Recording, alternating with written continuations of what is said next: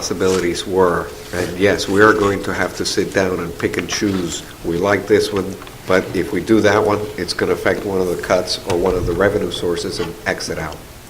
You're right. Mr. Larrabee? I actually had a few questions on that. We'll get back Wait a around. minute. Yeah, we'll take them one at a time. Dr. Colley, on your professional development and instruction, I'm sure you've been waiting for this question from me.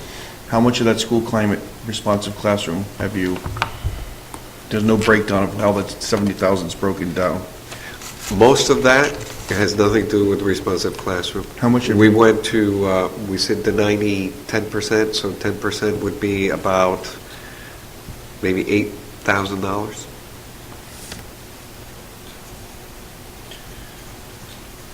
The rest of that is things like math, staff development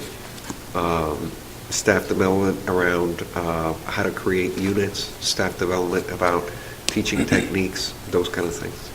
And professional development is mandated by the state. We have to provide. Yeah, it's one of those areas that we would get called on. There's a ratio. We could get called on an audit, but I've never seen anybody get flailed or flogged. Mr. Harrenstein? Have you prioritized this list? No, I did not. Could you prioritize it now, or would you need time?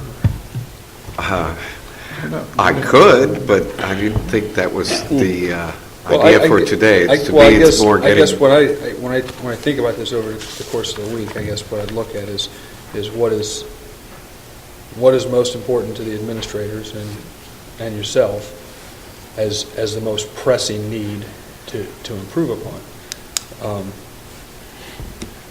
Because, I mean 312,000 is a big number, so I think unless somebody plays the Powerball and wins. Oh, I that don't would be think nice. We'll be doing all Bring of the these donation things. right to this table. Again, the exercise for tonight was to hear from the public and get their opinions and their input. I was not coming to give my recommendations at this point, and even when I give my recommendations, I'm still going to look to the school committee to make those decisions. I think that's a next week's discussion. Yes. So we'll have that next week? Say again? You have it prioritized? I can think that's what we're certainly gonna have. bring, I can certainly bring something for you, not a problem. Michelle? Yeah, I have one other question, actually, on the revenue additions. I'm just curious as to the breakdown. I mean, it's one of the smaller numbers, but on the activities, for the increase to 50, is that, currently, the activities are broken down, you pay a flat fee for the entire year. And you can participate in as And you many can do activities as 7 you activities if you want. This is based on just upping it to 50 for the entire year? No, 50 per activity. Okay, so you're taking... You don't make a lot of money with that. No, but- I realize that, but I didn't know if you were just upping No, the flat rate? 50 per activity. Okay. So it's not just the breakdown, okay. So you did go completely across, because I know some kids are doing 4 and 5. Yeah. So, all right. And the other thing you have to realize is in the revenue side where you're increasing fees, you always stand up against the possibility that students or parents Right. will choose Not to do less it. participation.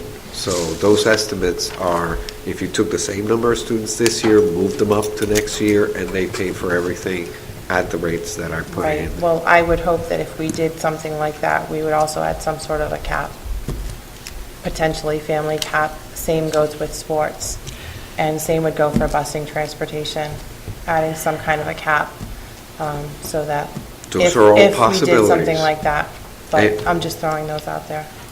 Those are definitely possibilities. I mean, what you see there is, this would be the impact of doing it wholesale. If you want to do it partially, you can do some of the cuts as partial cuts, or you could do some of the revenue increases, not to the extent that I put here, could be less. There's anything in between. Could go more. Wouldn't recommend it, but. Mr. Salt? Yes, thank you, Chairman. Dr. Colley, I just want to back up a little bit to the comment on the suggestion of prioritizing. And my understanding, as I see you very busy keeping notes on our comments as well as the public, is Yes. that this process is to share the public's concepts as well as gaining some input from the school committee Yeah. on what we feel should be prioritizing. The schedule right now calls for a vote in a week's time for us to have a school committee proposed budget. So we're going to recess today, or actually adjourn rather, and then open up session 1 week from now and be at a decision on a school committee proposed budget according to our schedule. So I think it's a great focus for today, and also as the week goes on, we can't get together as a group, but to have the community know that they can reach out to you. You've always invited people to contact you. That's why I said the stuff will be in the website, and then if they got questions, to definitely send them my way, and I will forward them to the school committee. And certainly that they should also feel comfortable contacting their elected school committee members and share their ideas, because we have a vote to make. We have a vote to make next week, and it's a decision that is not to be taken lightly. With that comment, I want to go back to a couple of items in the budget that I do have some questions on. One is a $15,000 maintenance fund for roofs, and I'm just wondering if what we spent for the past couple of years on maintenance on roofs, and where we'll be having new roofs, can we save some money there?